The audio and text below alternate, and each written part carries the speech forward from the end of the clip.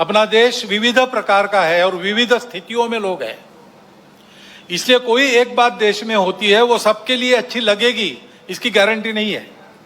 कोई कानून बनता है वो सबको जचेगा, नहीं बता सकते, सबको खुश नहीं कर सकता कानून। तो हमेशा कुछ न कुछ तकरार रहेगी, शिकायत रहेगी, विविधताएं हैं। ये विविधताएं अलगाव नहीं है, विशिष्टता है।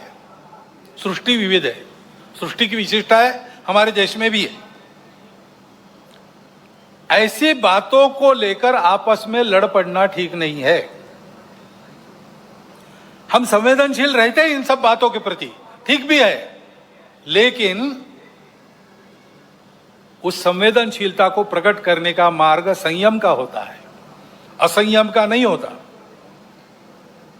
कानून और व्यवस्था को धता बताकर अवैध या हिंसात्मक मार्ग से उपद्रव खड़े करना, किसी ने किया पूरे वर्ग को जिम्मेवार मानना, ये गलत है, किसी के लिए ये विहित भी नहीं है।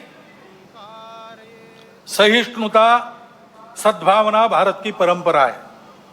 असहिष्णुता और दुर्भावना भारत विरोधी और मानव विरोधी दुर्गुण है। इसलिए क्षोभ कितना भी हो, असंयम से बचना चाहिए।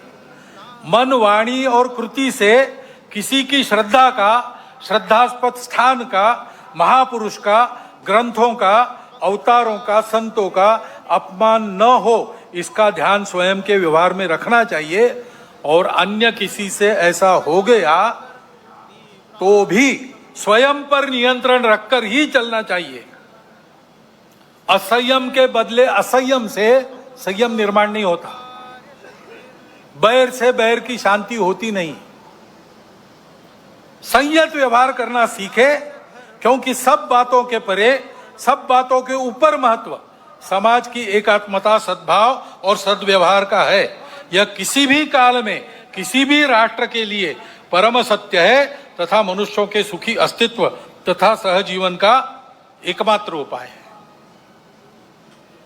और ऐसे चलना है तो शक्ति चाहिए, क्योंकि दुर्बल धर्म का वहन नहीं कर सकते। नायम आत्मा बलहीने न लभ्या, अध्यात्म की साधना बलहीनों को नहीं पटती। ये सारा करना है तो दुनिया में तरह तरह की परिस्थिति है, सशक्त समाज इसको कर सकता है।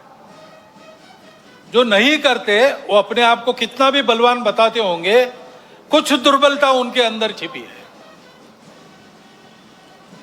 और इसलिए दुनिया की रीति है, सत्य भी है अपना, दुनिया शक्ति देखती है उसके पीछे की, उसको स्वीकार करती है। बलहीनों को नहीं पूछता, बलवानों को विश्व पूजता। जब भारतवर्ष गिनने लायक बल नहीं रखता था तो हमारे कितने अपमान होते थे, हमारे लोगों को कैसे निकाला जाता था। अब भारतवर्ष की शक्ति बढ़ गई है तो मान भी बढ़ गया है, भारतवर्ष के नागरिकों की प्रतिष्ठा भी बढ़ गई है।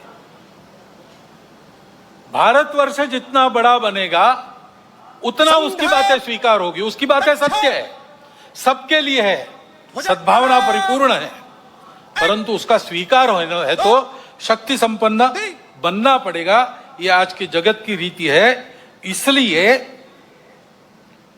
शक्ति की साधना, दुर्बल नहीं रहना, शारीरिक, मानसिक, बौद्धिक सब प्रकार का बल चाहिए, संगठित समाज का बल चाहिए, उसी की साधना राष्ट्रीय स्वयंसेवक संघ करता है। परंतु शक्ति को दिशा चाहिए, दिशाहीनों की शक्ति उपद्रव करती है। और इसलिए राष्ट्रीय स्वयंसेवक संघ में बल के साथ शील की साधना होती है। शील संपन्न शक्ति विश्व में सद्भावना और शांति का आधार बनती है। साधना ही मुक्ति का शुभ द्वार है, शक्ति ही तो शांति का आधार है। लेकिन ये शक्ति शील संपन्न होनी चाहिए। इसलिए प्रार्थना आपने सुनी, अजय्यांच विश्वस्य देहिश शक्ति, अजय्य शक्ति जिसको कोई परास्त न कर सकते, ऐसा ही है। लेकिन तुरंत कहा सुशीलम जगत येन नम्रम भवेत्, ऐसा शील चाहिए जिसके सामने आदर पूर्वक सारा जगत नम्र हो। भारत में ये जो चुनौती है सारे विश्व पर जो है, संपूर्ण विश्व की व्यवस्था मांगल्य नष्ट करके अपने स्वार्थी दाव की पकड़ में विश्व को रखना चाहने वाले लोग जो कर रहे हैं और अपने स्वार्थ के लिए उनको साथ दे रहे हैं, वो चुनौतियां उपस्थित करेंगे। उसमें से हमको आगे बढ़ना है निर्भय निर्वैर होकर। इसलिए शील संपन्न व्यवहार के साथ शक्ति साधना महत्वपूर्ण है। आज का पर्व भी ऐसा ही है। देवों ने सब ने अपनी अपनी शक्तियां एकत्रित कर दी, नवरात्र जागरण किया उसके लिए। उसमें से चिन्मयी जगदम्बा प्रकट हुई और उसके प्रकट होने से असुरों का निर्दालन हो गया, सज्जनों का कल्याण हो गया और विश्व का कल्याण हुआ। इस विश्व मंगल साधना के मौन पुजारी के नाते संग लगा है। सबको यही साधना अपने परम पवित्र मातृभूमि को परम वैभव संपन्न बनाने की शक्ति व सफलता प्रदान करेगी। और इस साधना को देखकर दुनिया के बाकी देश भी इसी प्रकार की साधना उनके संदर्भ में उनके देश में करेंगे और सब ऐसे हो जाएंगे। विश्व के जीवन में अपने देश को सामर्थ्य संपन्न वैभव संपन्न बनाकर सब देश विश्व में योगदान करेंगे। यह स्थिति इसी रास्ते से आएगी। ऐसी यह साधना है, सुख शांति सद्भावना युक्त विश्व को बनाने की साधना करने वाला भारत बनाने की यह साधना है।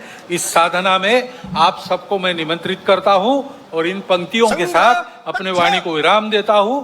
हिंदू भूमि का कण कण होकर शक्ति का अवतार उठे, जल थल से अंबर से फिर अब हिंदू की जय जयकार उठे, जगत जननी का जय जयकार उठे। भारत माता की जय।